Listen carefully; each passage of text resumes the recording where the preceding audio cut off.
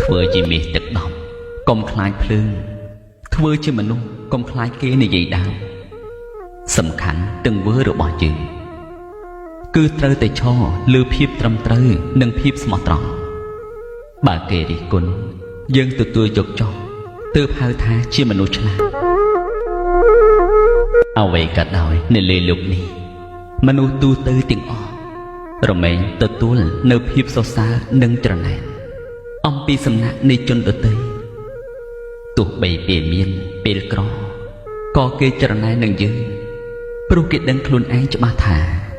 គេអន់ជាងយើងហើយពាក្យចាមបារាមពាក្យប្រឌិតឡើងដោយសារតែមនុស្សស្អប់យើង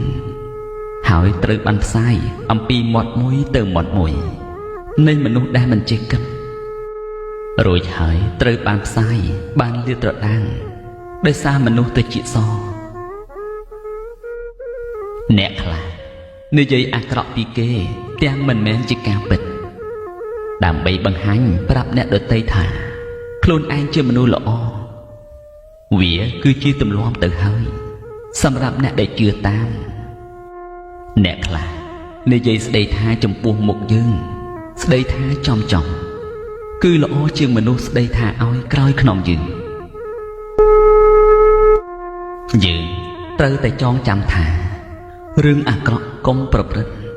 រឿងមិនពិតកុំនិយាយរឿងបំផ្លាញអ្នកដទៃកុំគួរធ្វើអ្វីដែលជាស្ទើរគួរបំពេញអ្វីដែលតូមនិញគួរលះបង់